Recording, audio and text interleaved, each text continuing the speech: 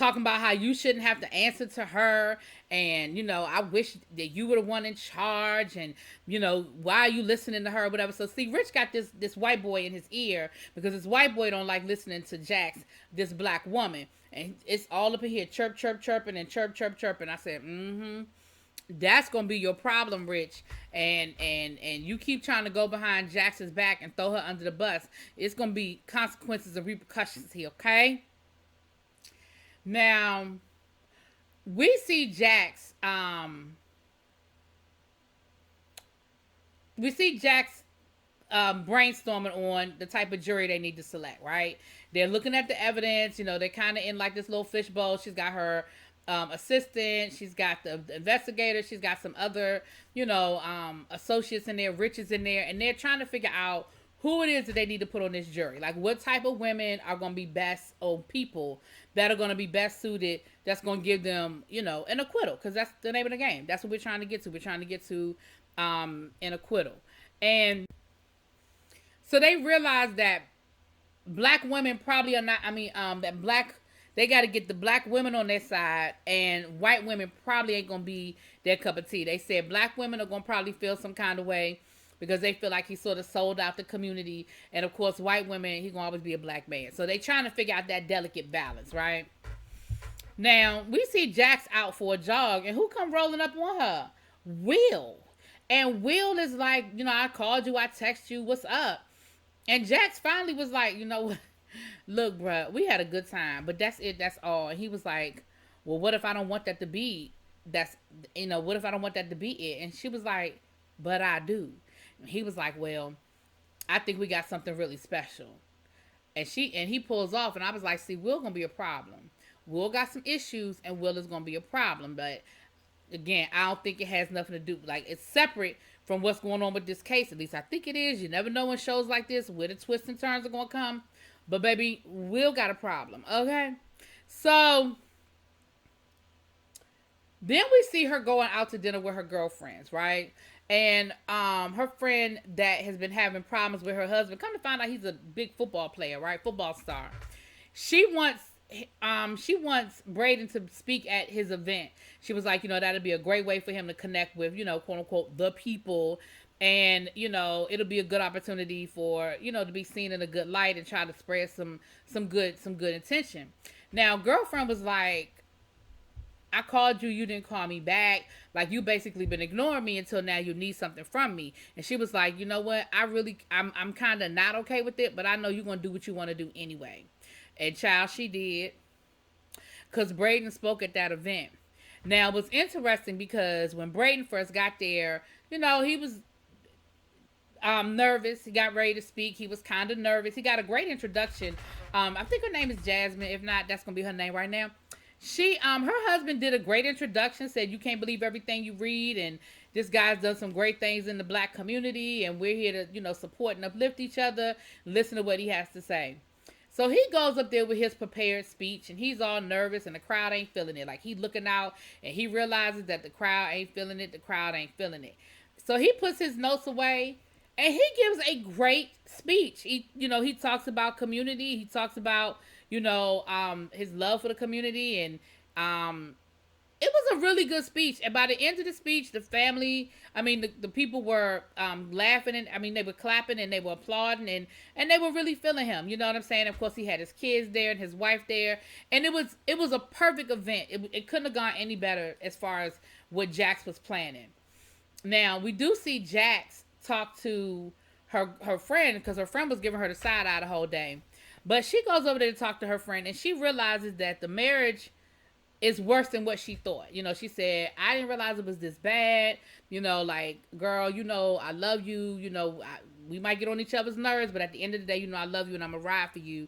And I'm sorry that I haven't been there for you. So they make up,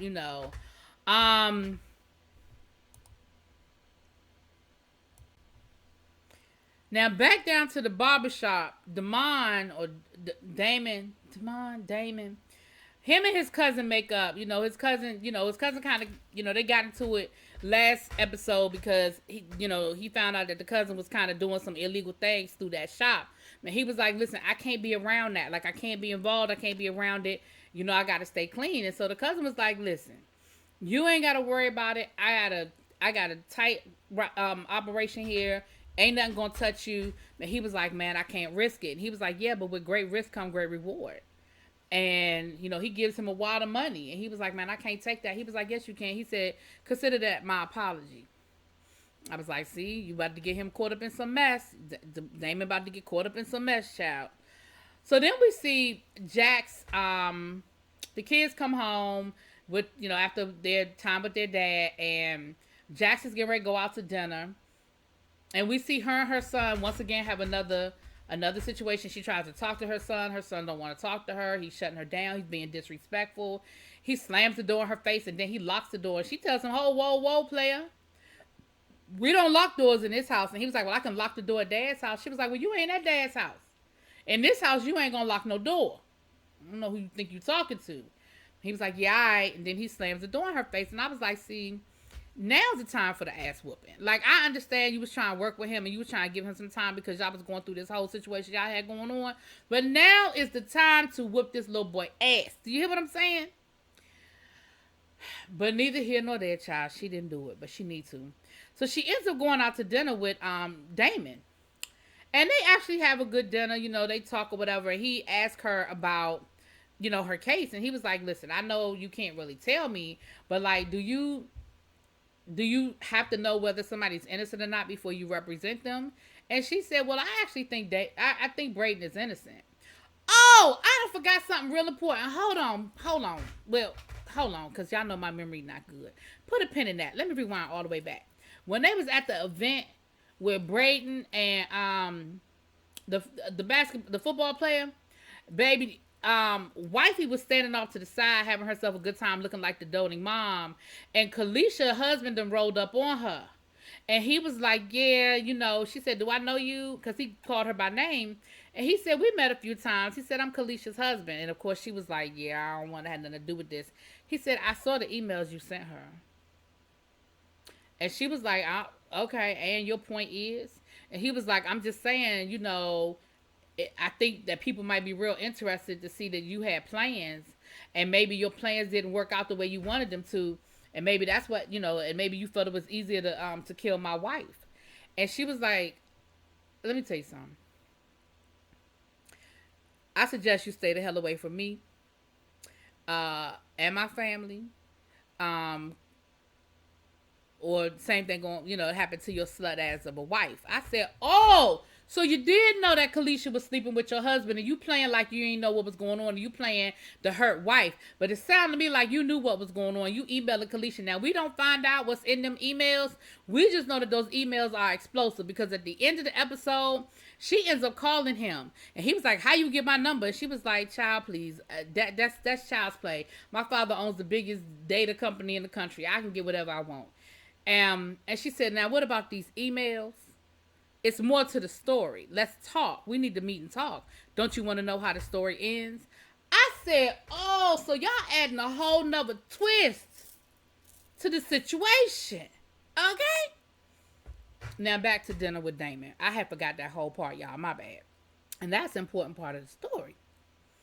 So Damon goes to pay for dinner, and all he has is a debit card, but this particular restaurant don't take no debit cards. They only take credit cards, which that's crazy to me, but okay, whatever. And Jax ends up having to pay, and you can see it's written all over Damon's face that he has a problem with the fact that she paid for dinner. And she was like, it's not a big deal. He was like, but it is. It's a real big deal to me. Now, here's the part that I thought was interesting. He was like, give me your address and I'll mail you a check at the beginning of the month. And I'm thinking, if you got the money to pay for dinner now and it's on a debit card, why y'all just can't go to the ATM? Why you gotta mail her a check at the first of the month if you got the money today? Because you literally were getting ready to pay for dinner. Don't you have the money, bruh? It was just interesting to me. I was just curious as to how that ended up. Like, that didn't make no sense to me. Anyway, so we get down to the court and we are seating the jury. And listen, of course, like I said, they have figured out the kind of jury that they want. They want to get rid of all the white women. They want to get rid of people who hate the police. I mean, who love the police. They want people who feel like the police can't be trusted, and you know, have a distrust, of authority and that kind of thing. Um, because of course they're going to play up this angle that he's being set up, that they never really looked for the real killer. They just decided he did it. So they want to try to paint people who already believe that the police would do something like that, and that the police aren't fair and aren't just. And so um, the DA actually accuses her, "You just trying to get rid of all the white women," and the judge was like, "Yeah, I'm not doing this with y'all. I'm not going to do this with y'all for the next couple of weeks. Like all this back and forth bickering, we're not doing that."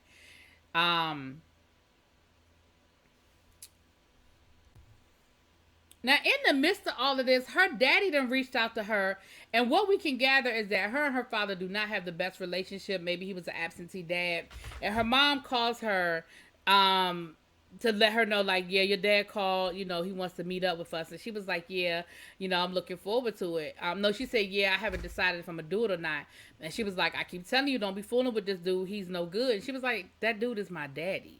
She said, well, it sounded to me like you done made up your mind that you're gonna meet up with him. She was like, I'm telling you, this dude, he don't mean you no good. Now later on in the episode, we see her talking to her husband about it, and he's like, listen, I'm really surprised that you giving him the time of day. So it lets you know that clearly there is some bad feelings between her and her dad or whatever. And she was like, I'm really surprised that you I even gonna give give your father the time of day. But later on in the episode, when she's waiting for her dad, who's a no-show, daddy. But what we find out is, yeah, she might be daddy is a no-show, but mama done told daddy don't bother. And she was like, so you told him not to come? She was like, no, I told him if you're not gonna be consistent and you're not sincere, then leave her alone. That's different from telling him not to come. But I could see where Jax would be upset by that. Like, why did you even intervene? Why you even put yourself in it? Like, ain't nobody ask you for your 2 cents, okay? Now back down to the auto shop. Damon is talking to his cousin, and his cousin, he's upset. He's having a bad day. He's still feeling some kind of way that old girl Jax had to pay for dinner, and he tells his cousin, he said, listen, he said, it's just so many new rules. Everything is so different now. I'm just screwed up in this. And the cousin said, listen, bro, I keep telling you, you need to get on board with what I got going on. It'll make your life a whole lot easier. You want to worry about some things that you're worrying about. And he was like, listen, I can't. Like, I can't risk going back to jail. Like, I can't risk it. And he was like, I'm telling you, it's good. It's going to work out. We ain't going to jail. We ain't going to jail. So, of course, he gives him some more money. And, unfortunately, I feel like he's going to lure him in, child. So, she ends up going home. And, she lets her, that's when she was talking to Lewis. Well, she actually goes to talk to Lewis. She said, you always make me feel better. I always feel like I can talk to you. She tells him about what happened with her father. And, he was like, I'm just surprised you. I already told y'all that. He was like, I'm surprised you let your father come through. But they laugh and joke and they have a good time. Like I said, when they're good, they're good. They just, I don't know why they can't seem to just get along. She goes home and baby, her son got that door locked again. Baby, they started playing Money, Power, Respect. She went and got that damn electric drill, and she took the lock off the door. And of course, he was like, "What's going on?" She was like, "I already told you, we don't lock no doors around here." She said, "Now the next time I'm gonna remove this door." I said, "That's right." See, she got fed up because it's only been so long that you're gonna keep talking to her crazy. Like she's still your mama, okay? So we see her, getting ready for bed, and just as she get ready to go to sleep, who come sending her a text talking about I'm outside? Damon.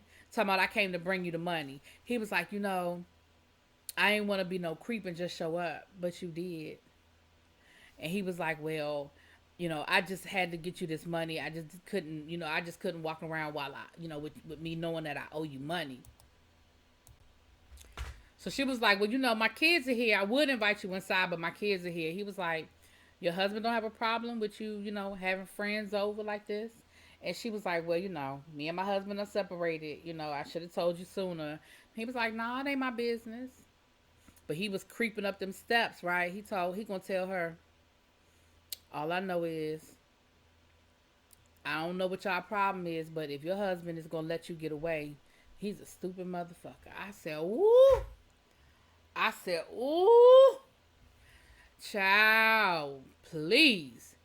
And anyway, and that was pretty much the episode, child. I already told y'all about the wife and the the emails. So anyway, it's getting good. We done got a whole nother suspect in here. We got the wife, and she got some shenanigans going on. We gonna get the laptop in the next episode. So we got a lot going on. Y'all let me know what y'all think. I'll talk to y'all later. Peace.